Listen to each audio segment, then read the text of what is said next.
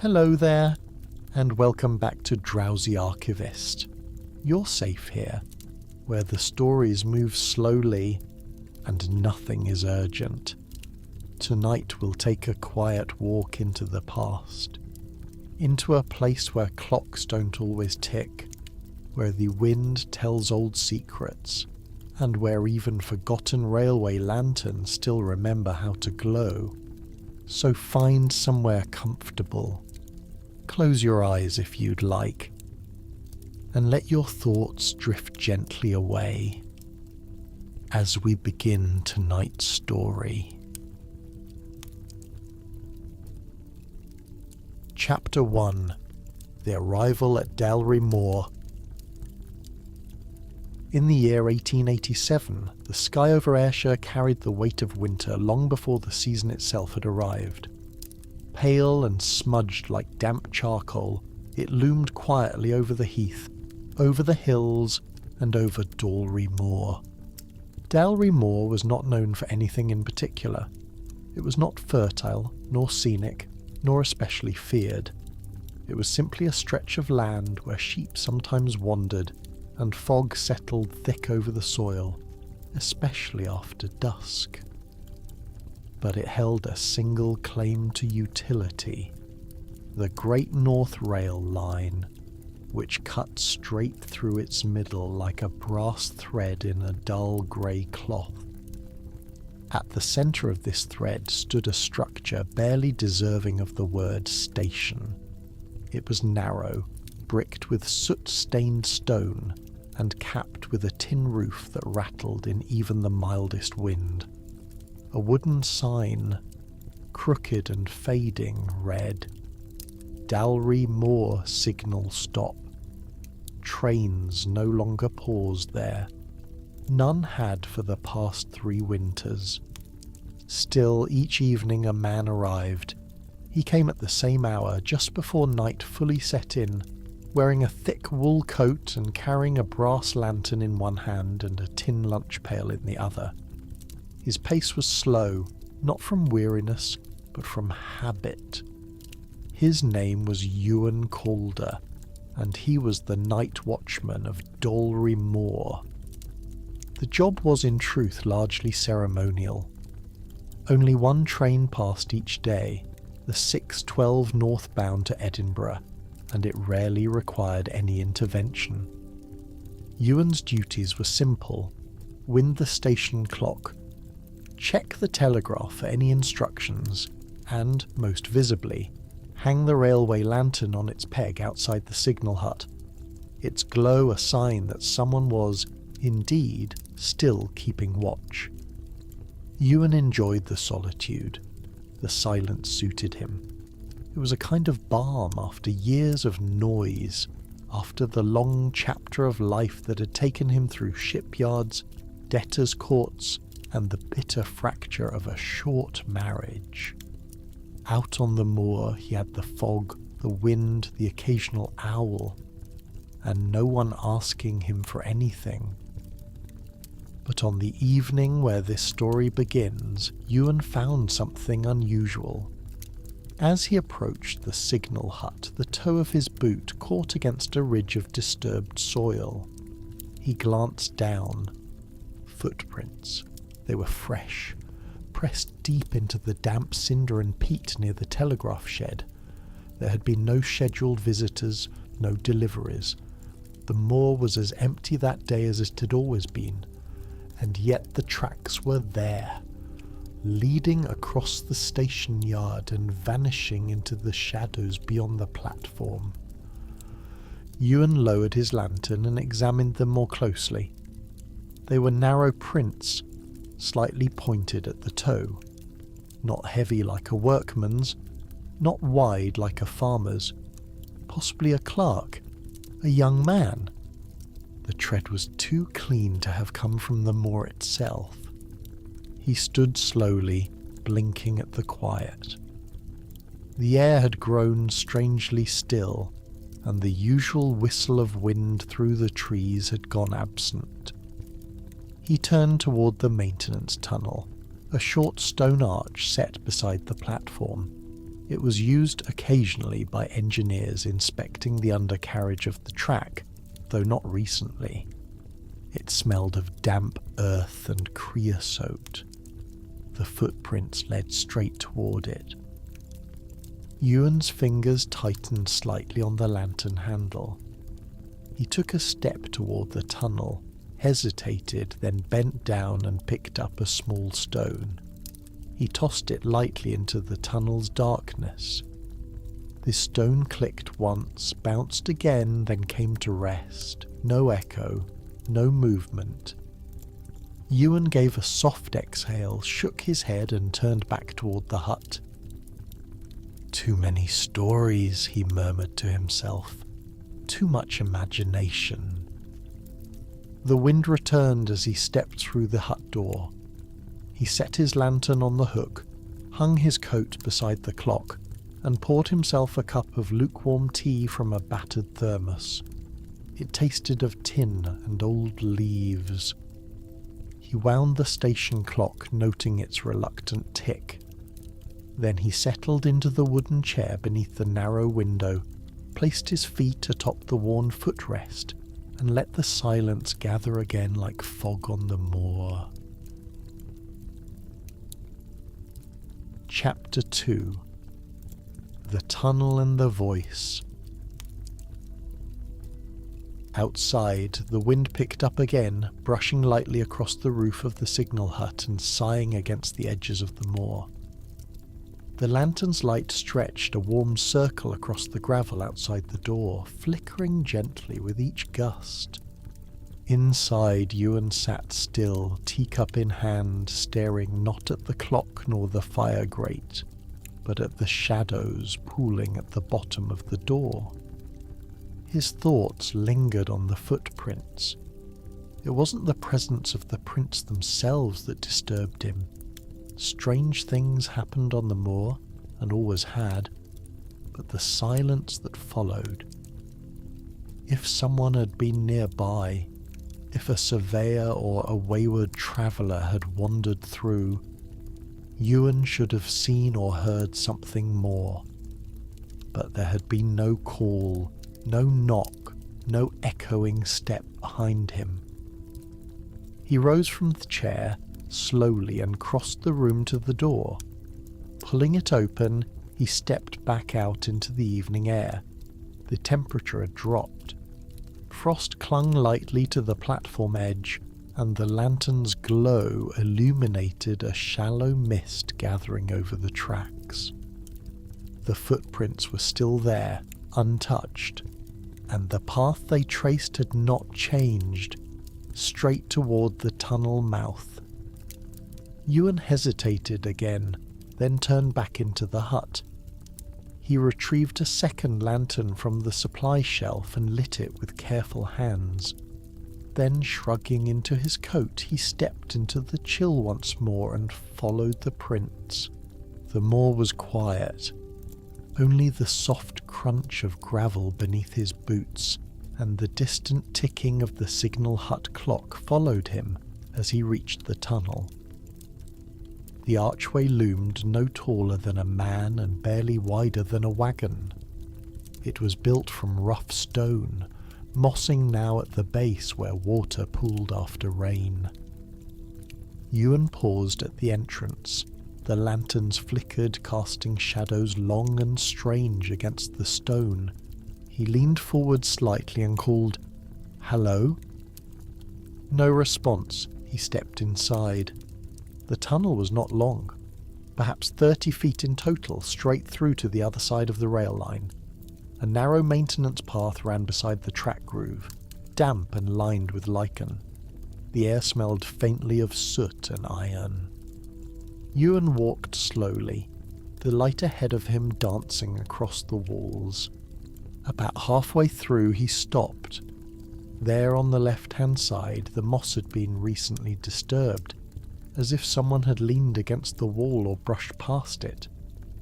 More prints, fainter than the ones outside, marked the grime-covered stones, and then faintly, from deeper inside, a voice, not loud, not clear, a single word swallowed by the stone.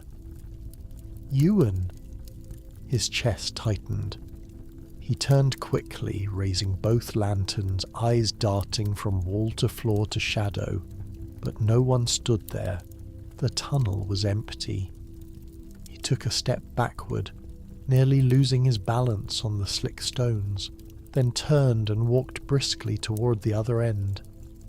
Emerging into the night air, he paused to breathe, deeply and deliberately. He looked back at the tunnel entrance now behind him and saw nothing but darkness. The prints ended there. The ground beyond was untouched. Chapter 3. The Letter in the Ledger. The air was colder when Ewan returned to the signal hut. Though the fire hadn't been lit all evening, a faint warmth should have lingered from the shelter of the brick walls. But there was none. The room felt empty in a new way, not unoccupied, but unheld. He set the lanterns down on the desk, removed his coat with slow hands, and sat once more in the creaking wooden chair beneath the clock. The minute hand had not moved. He watched it for a moment, listening for the quiet, regular tick that should have marked the passage of time. But the clock was silent, still. Ewan rose again and opened the glass cover. He turned the winding key slowly, careful not to overwind it. The mechanism resisted, then gave way with a tired click. The second hand jumped forward, stuttered, and resumed its motion. Not smoothly, but in brief, uneven intervals, as though reluctant to carry on. With the mechanism back in motion, Ewan turned to the small ledger that sat beneath the desk. It was his nightly habit. Open the brown, cloth-bound book, check the telegraph register, and note any relevant entries from the day's line report. The book, like the station, was mostly forgotten. Its pages were filled with Ewan's tidy looping script, dates, weather notes, arrival times that never arrived. Occasionally he would draw a sketch in the margins, a cloud, a bird, the shape of a broken fence post. He opened to the most recent entry. The last line was dated the previous evening. 22nd October, cloud cover, train passed on schedule, no messages, one fox sighted west of Switchyard. He flipped to the next blank page, ready to begin the entry for the current night, and there, in handwriting that was not his own, a note had already been written. 23rd October, 6:12, delayed. Lantern visible, station active, report followed. Ewan stared at the ink. It was fresh, still slightly glossy in places, as though the nib had only recently left the page. His stomach tightened.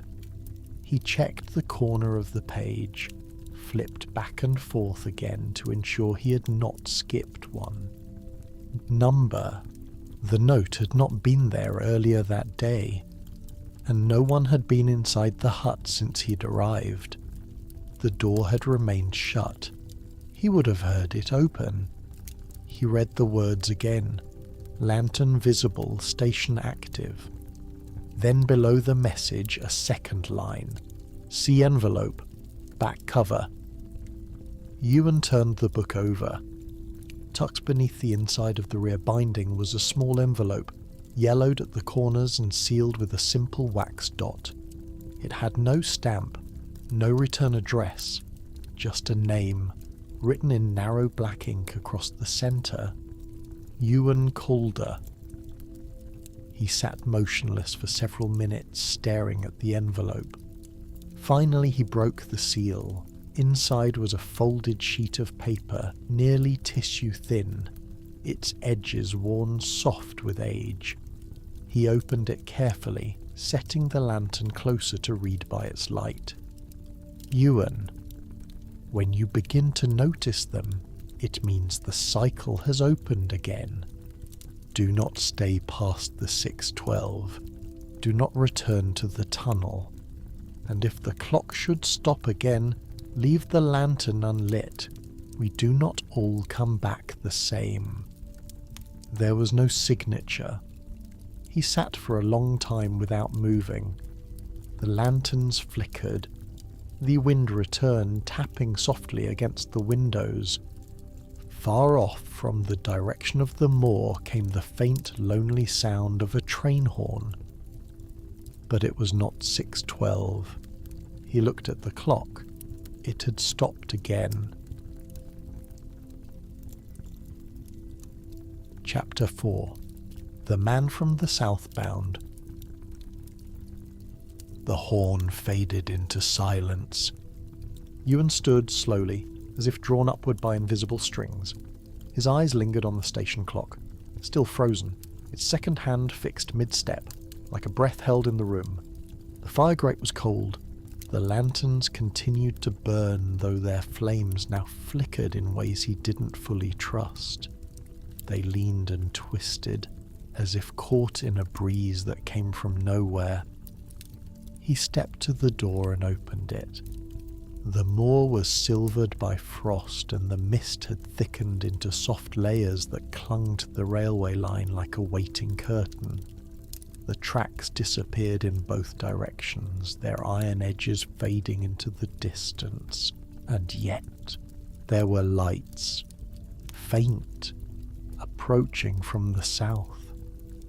Ewan narrowed his eyes. It was too early for a return route.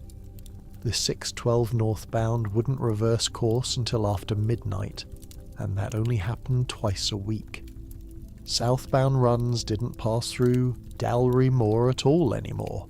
He reached for the lantern, hesitated, and recalled the final line of the letter. Leave the lantern unlit. With a reluctant breath, he closed the flame cover, dimming the signal light.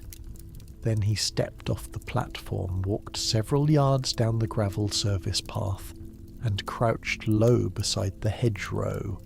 The lights grew brighter. Headlamps. Dim, older gas-fed ones. Not the electric beams of the modern express trains. The soft, rhythmic clatter of wheels soon followed. Slow, steady, echoing oddly off the walls of the tunnel behind him. Then the engine came into view. It was smaller than expected. Not a passenger locomotive, but a single-unit postal engine, painted black with gold trim. Its brass numbers had dulled with time. Number 1479. No company crest. No visible crew. It pulled a single car, a narrow windowless coach with no markings. Just a faded white stripe across its centre, barely visible through the mist. The engine slowed. Not stopped, but slowed. As it passed the platform, a figure stepped down from the final step of the coach and landed light as ash onto the cinders beside the tracks. The man wore a raincoat, though no rain had fallen in hours. His face was obscured by a high collar and the low brim of a traveller's cap. He carried no bag, no satchel, only a small leather folder tucked beneath one arm. Ewan stayed low, barely breathing. The engine passed, then vanished slowly into the fog. The man turned and looked directly at the signal hut. Then, without turning his head, he spoke. Quietly, deliberately, as if reciting from memory. "I see you, Mr. Calder." Ewan froze. The man said nothing more. He approached the hut slowly, each step placed with the certainty of someone who had walked this path before. He reached the door, paused, and, strangely, did not knock. Instead, he pulled something from the folder, slid it through the crack between door and frame, and walked away without a backward glance. Ewan waited. Minutes passed. The mist shifted. The man's shape melted into it, absorbed by the moor as if he had never been there. Only then did Ewan return to the hut. He opened the door and looked down. On the wooden floor lay a single sheet of paper, a diagram, finely drawn, unmistakable. It was the blueprint of the station itself, Dalry Moor signal stop, but not as it was now, as it would become. Chapter 5. The Clock That Forgot to Chime. The diagram sat beneath Ewan's hands on the signal hut desk. He had cleared the teacup and ledger away to study it in full, spreading it flat against the scratched wood under the glow of the single lamp. The paper was thick, aged in that way where the fibres felt soft to the touch, as though it had been carried for years. Every line was precise. It showed the platform, the hut, the telegraph pole, and the maintenance tunnel, all exactly as they stood outside his door. But some things were different. The signal hut, for one, was marked not simply as a hut, but as Observation Station 4B. A note in the margin included the words Cycle Watch Rotation, revised 1887. There were structures on the page that did not exist in reality. 2 additional outbuildings to the west of the platform, a shallow trench running parallel to the track, and a line marked sub-access, Tunnel Level 2. That made no sense. The tunnel had no lower level. It was shallow, just a service arch to allow workers beneath the track. Ewan stared at the annotations. They were written in the same hand as the letter he had found in the back of the ledger. He leaned back in his chair and let the thoughts settle. Outside, the moor was silent again. The lights from the strange engine had long faded into the fog, and the temperature had dropped further, curling frost into the edges of the window pane. The clock ticked once, then stopped. Ewan looked up. The minute hand had frozen again, now precisely at 7:13. Not a common time for railway work. Nothing notable had ever happened at 7:13 in all the months he had kept watch. No reports had come in. No trains had arrived or departed. And yet something about the time pulled at him. He stood and walked to the wall. Gently he opened the clock's face and adjusted the dial backward, setting it to 7:12. A slow, careful motion. Then he waited. Nothing happened. He exhaled, half expecting some unnatural response. Instead, the room remained still. The flame of the lamp swayed slightly, but only from the draught that always came in beneath the door. He turned away. The chime rang out. Ewan startled. The clock had struck the hour, but not 12 or 6 or any even number. It had chimed 13 times. Each bell tone was slow, deliberate, and somehow distant, like it wasn't coming from the hut at all, but from somewhere below it, from inside the moor. He stepped back toward the desk and listened as the final chime faded. He turned again toward the diagram. There, drawn in faded ink in the upper right corner, a symbol had appeared. Or perhaps he had simply failed to see it earlier. A circle surrounded by 13 evenly spaced ticks, like the face of a clock. At its centre, in faint, almost invisible lettering, "When the 13th strikes, the memory folds." Ewan closed the diagram. He stood for a long while with both hands on the desk, eyes unfocused, as if trying to catch the shape of a thought that had already begun to dissolve. Then he folded the paper, placed it carefully into the back of the ledger, and turned once more toward the door. The wind had changed direction. Chapter 6. A Fire That Was Never Lit. The wind had turned from the east, brushing across the moor in slow, steady waves. It stirred the frost along the platform edge, lifted bits of dry grass into the air, and tugged gently at the loose corners of the signal hut's roof tiles. Ewan stepped outside. The mist had thinned just enough for the outlines of the surrounding landscape to reappear. The stone fence to the north, the sparse line of crooked trees to the west, and the glint of iron track curving off into the darkness. But it was the light he noticed first. A flicker, far off near the edge of the tree line, not the lantern's familiar amber glow, but something redder, warmer, firelight. Ewan narrowed his eyes. There were no dwellings in that direction. The nearest cottage was 3 miles east, and its chimney never smoked past sundown. He stepped off the platform and followed the gravel path until it thinned into soft earth. The moor, normally quiet, seemed hushed tonight, like an audience waiting for a cue. The light grew stronger as he approached, and soon he could see the outlines of what he assumed at first was a campfire. But there was no firewood, no embers, no smoke, only the glow. It hovered low over the ground, as if suspended just above the peat, casting long, unnatural shadows across the moor grass.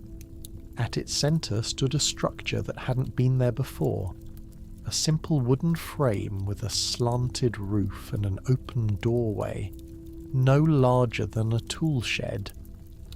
Ewan stepped forward. The closer he drew, the more the air changed. The warmth he'd expected was absent. In its place was a dense, pressing stillness, as if the air itself had thickened. The glow came from within the structure. He reached the doorway and paused. Inside there was no fire, no lamp, no fuel of any kind, just an old iron stove, its hatch shut tight and rusted over, radiating a dull red light from within, as though it burned coals from a world he couldn't name. Ewan looked around. The shed was empty save for the stove and a wooden stool beside it. The walls were bare, the floor dirt. He took one cautious step inside. The light did not brighten or flicker. It remained steady, pulsing faintly, as though in rhythm with a heartbeat too quiet to hear.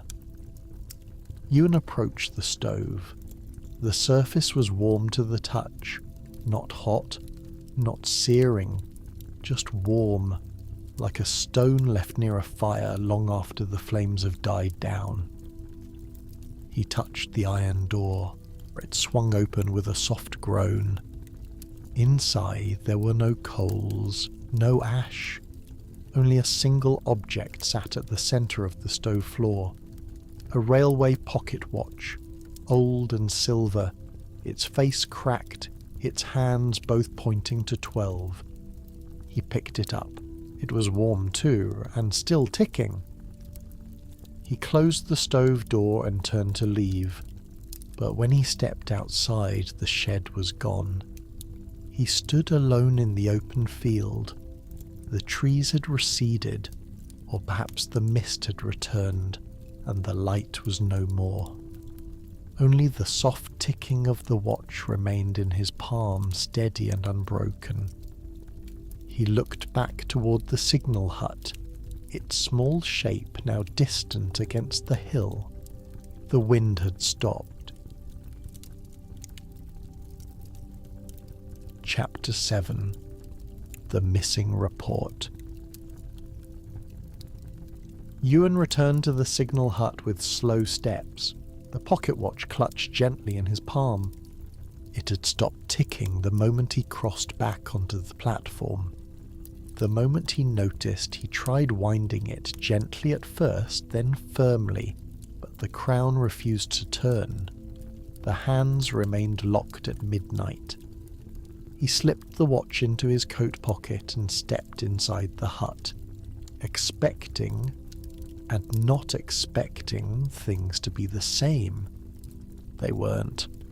Something about the air had changed, not just in temperature or smell, but in shape, in pressure. The room felt as though it had been rearranged ever so slightly, though everything remained where he had left it. The lamp was still burning low on the desk. The ledger still rested in its place, though its cover was now slightly ajar, and the diagram, which he had folded and tucked carefully inside, now sat atop the desk once more, unfolded, as if studied in his absence. Ewan's heart beat slowly, heavily. He sat down, steadied his breath, and turned to the back of the ledger to confirm whether the letter remained. It was gone. Only a faint square of discoloration on the paper indicated where it had once been pressed. More than anything so far, this unsettled him. Footsteps, mysterious figures, strange sounds. These were things one could question, doubt, dismiss with imagination. But this was tangible. This was absence with a memory. He opened the ledger to the most recent entries. What he found made him sit back in the chair and rub his eyes. There were 3 new pages filled with handwriting, none of them his own, all dated with the current date, 23rd October. The first page was a report summary. Engine 1479 passed station perimeter at 1906. No schedule conflict noted. Passenger departed. Message delivered. Envelope received. The secondary anomaly identified near Treeline West contained witness collected object. Memory loop likely initiated. Watch face confirmed. Observation will continue. The third was a brief note scrawled at the bottom in what seemed almost like a different hand. Remove this entry upon next cycle. The report must not persist. If found, reset. Ewan stared at the final line. The report must not persist. He looked to the fire grate. Cold.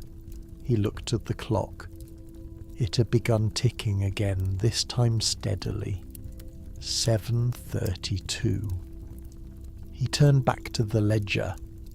There was something tucked between pages again. Not an envelope this time, but a folded slip of tracing paper. He opened it. A diagram. Not of the station, not of the moor, of the signal hut's interior, his chair, the desk, the lamp, and him, drawn in outline, sitting precisely where he sat now, holding this very sheet in his hand. Beneath the sketch, in faint pencil, the memory will fold again soon. Chapter 8. The Return of the 612. The clock ticked steadily. Ewan remained seated, holding the tracing paper as though it might change if he waited long enough. But it did not. The outline of the hut remained just as it was. The desk, the chair, the lamp, and his own figure, clearly drawn, remained frozen in the pose he now held. The memory will fold again soon. He folded the tracing paper carefully and placed it beneath the ledger. Then, with quiet effort, he stood and walked to the window. The moor was still, but not empty. In the distance, beyond the curve of the track, 2 lights had appeared. Headlamps. He checked the clock again. 7:42. The 6:12 train had already passed hours ago, and no other train was scheduled until well after midnight. And yet the lights came forward, slowly, as if the engine knew precisely where it was going. And who might be watching? Ewan stepped onto the platform. The lights grew brighter, the shape of the engine slowly emerging from the mist. He recognized it before it reached the hut. Engine number 1479, the same as before, but this time it moved slower. Its wheels hissed with the strain of resistance, and as it approached it let out no horn, no call, only the whisper of heavy iron over old rail. It came to a halt directly in front of the station. Ewan held his breath. The car door opened, but no one stepped out. Instead, a long pause followed, and then, quietly, almost like an afterthought, a parcel was lowered onto the platform. It was wrapped in brown paper, bound in twine, and sealed with red wax. The door closed. The train remained still. Ewan approached slowly, watching the windows. There was movement behind them. Faint, the way smoke shifts in air, but no figures, no faces. He stooped to pick up the parcel. It was light, too light for its size. He turned it over, noting the wax seal, impressed with the symbol he hadn't seen before. A small circle with 13 evenly spaced marks along the outer edge, like the diagram, like a clock. There was no name, no address. He opened it. Inside there was a single item, a photograph. He held it to the light. It showed the platform at Dalry Moor, empty, grey, the moor behind it lost in fog. But in the corner, barely visible, was a man standing near the edge of the frame. Ewan brought it closer. It was him. He was holding something, a lantern, unlit, and staring directly at the camera. Beneath the image, in faded ink, arrival 6:12, departure, missing. The train shuddered once, then twice. Its engine hissed, and without a sound from the crew it began to reverse. Slowly at first, then fading back into the mist, the same way it had come. The lamps disappeared. The rails hummed once more, then fell still. Ewan remained on the platform, the photograph in his hand. The station behind him was silent. The memory, it seemed, had not yet folded, but it was beginning to bend. Chapter 9. Through the tunnel again. Ewan placed the photograph on the desk inside the hut and stared at it for several long minutes. The image, though still, seemed to shimmer at the edges, not as if it were glowing, but as if the fog within it were alive, breathing beneath the paper's surface. He looked up. The signal hut felt colder now. The lamp flickered gently, though there was no draught. The clock continued to tick, but each second seemed slightly longer than the one before. Ewan reached into his pocket and retrieved the silver railway watch. It had not restarted. Midnight. Still. He held it for a moment, then slipped it into the drawer and latched it shut. He stepped back outside.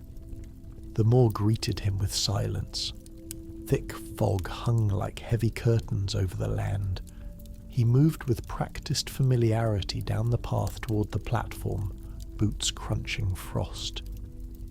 And then he turned left, toward the tunnel, the one place he'd told himself not to return. But something inside him, Whether it was memory, curiosity, or that old instinct that had made him good at his job, urged him forward. The archway rose out of the mist like a mouth held open. Its bricks were darker now, or perhaps it was the moisture, or the light. Ewan held his breath and stepped inside. The tunnel's air was still. The faint scent of coal and moss remained. He passed the place where the footprints had once ended. The stones beneath his boots were slick. Midway through he stopped. The shadows on the left-hand wall had shifted. There was a mark now, faint but visible, like a smudge or an impression. He raised his hand and touched the stone. It was warm. He pressed lightly, and the stone gave way beneath his fingers. A soft click echoed inside the tunnel. Then, without warning, a section of the wall swung inward. A hidden door. Behind it, narrow steps descended into darkness. Ewan hesitated, then he stepped through. The stone closed behind him with a quiet thud. He descended slowly. The air changed as he moved downward, cooler, drier, more still than anything above ground. The only sound was his own breathing and the scuff of his boots against the stone steps. After what felt like minutes, he reached a flat landing. Before him stretched a narrow corridor lined with gas lamps, all unlit. Yet the path ahead glowed faintly, as though from memory. Ewan continued. The corridor ended in a room, small, round, and windowless. At its centre stood a table, and upon it, a second clock, identical to the one in the signal hut, and beside it another railway watch. This one ticked. On the wall hung a set of photographs. All of them showed Dalry Moor station. Each image was nearly identical, the platform, the hut, the moor behind it. But in every photo something was different. A cloud, a shadow, a figure, sometimes a train, sometimes two. And in each one, Ewan could find himself, always near the edge of the frame, always holding the lantern, always watching. He turned slowly. Carved above the corridor's exit in neat serif letters was a phrase. Every hour remembered must be relit. Ewan stepped back from the table, the weight of understanding pressing quietly upon him, though he did not yet know what he understood. The second clock on the table began to chime 13 times, and behind him the corridor lights began to glow. Chapter 10. The Night Without a Morning. Ewan stood in the centre of the chamber, still and alert as the chime echoed one last time against the round stone walls. 13.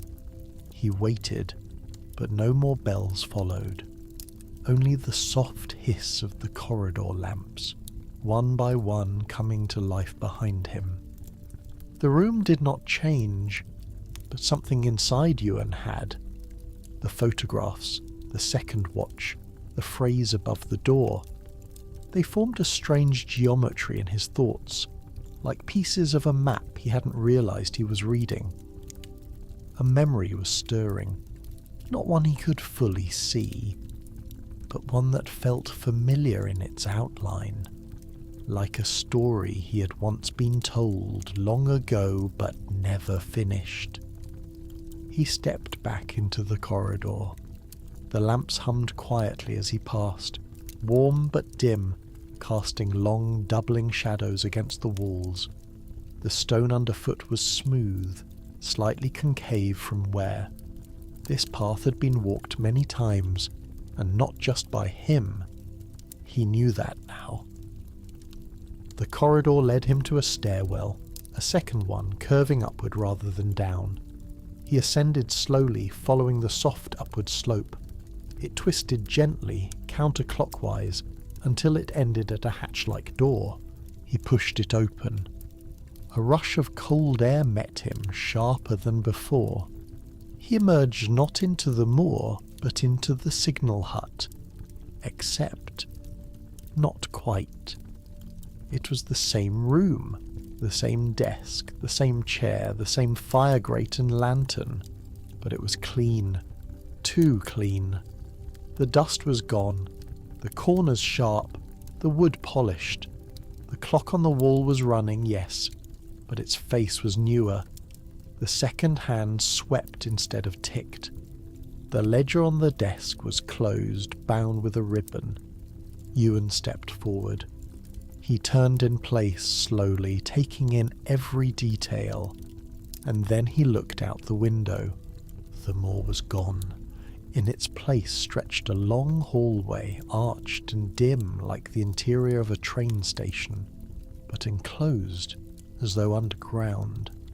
The landscape of grass and frost had been replaced by tiled floors and concrete walls. In the distance, the faint echo of footsteps. He opened the door of the hut, now more of a room within a larger facility, and stepped out. Benches lined the corridor. A large board hung overhead, though instead of destinations it displayed only times. Each one was marked delayed. A lantern hung from a low iron beam, identical to the one Ewan had always carried, and beside it a man stood. The same man from the train, the raincoat, the cap. Only now his face was clearly visible and impossibly familiar. It was Ewan, older, paler, but it was him. The man gave a soft nod, then walked away, vanishing down the hallway. Ewan followed, passing a mirror as he did, but his reflection did not match him. It showed a different time, a different uniform, a different age. He stood in silence. Somewhere behind him the chime rang again, but there was no sun outside, no window to reveal it. This was a night without a morning, and he was still within it.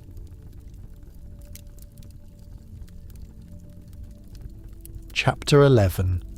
The Keeper's Last Entry. Ewan turned away from the mirror. The corridor was empty again. No footsteps, no voices. Only the distant hum of gaslight and the soft reverberation of silence against stone. He walked slowly back toward what had once been the signal hut. The door stood ajar now, and beyond it, the room no longer seemed familiar. Something inside had shifted. The warmth had drained from it.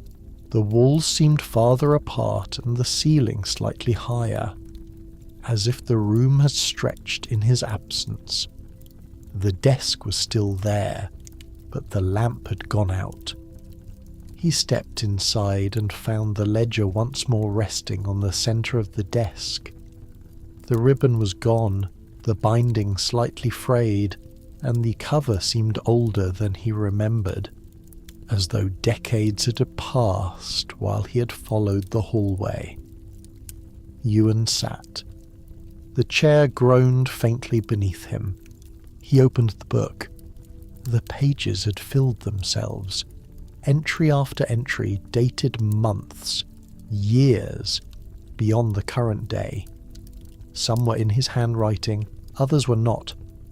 Each one described small, ordinary occurrences, changes in the wind, flickers of light across the moor, unfamiliar trains passing at unscheduled times. But there was a pattern to them, and the rhythm was unmistakably circular.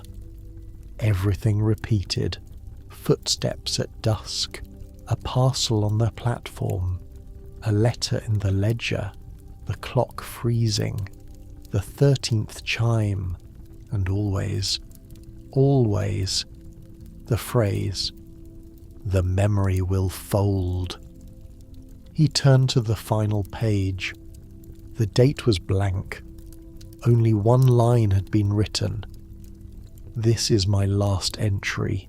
If you are reading it, you have come to replace me. Burn the lantern, lock the tunnel, let no train pass." The ink was darker than the others. Fresh. His hands trembled slightly as he set the book aside.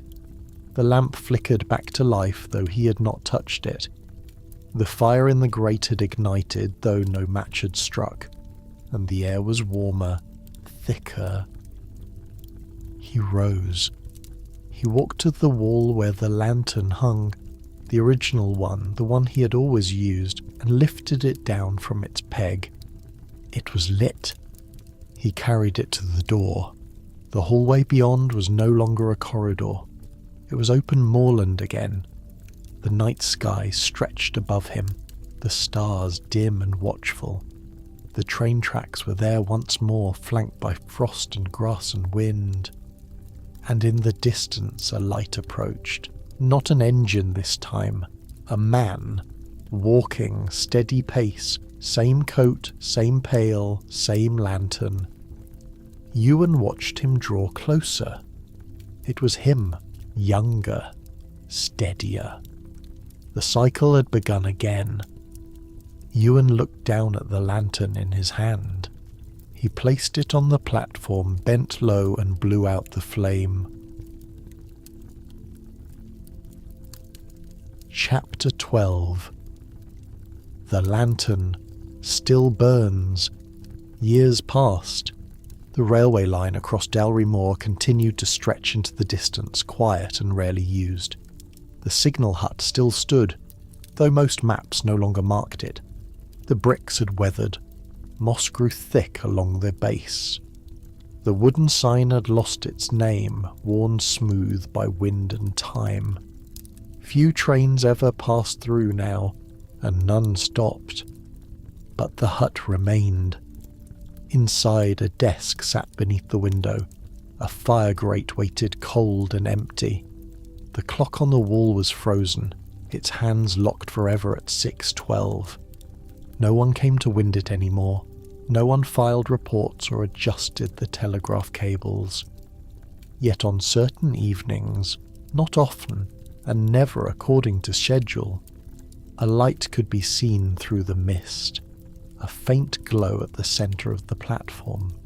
The lantern. It hung quietly from the same iron peg outside the hut door. No flame, but never cold, and if you were to pass by, on foot or aboard a train diverted by mistake, and you looked closely, you might glimpse a figure inside. Not moving, not watching, just there, waiting. Some say it's the ghost of a railway watchman who never left his post. Others say the station is caught in a time loop, repeating the same strange hour again and again, but most have simply forgotten it.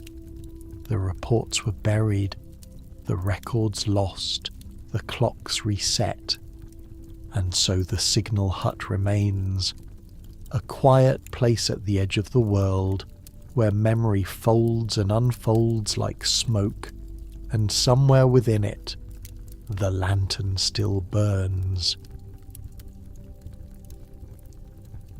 And so, dear listener, our story comes to a close.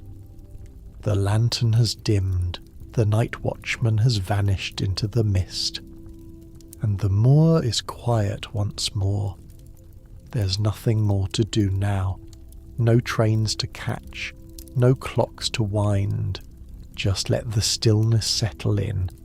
Let your breath grow slower, softer, and let sleep find you like a gentle train arriving right on time. We'll be here again soon, but for now, rest and enjoy the silence.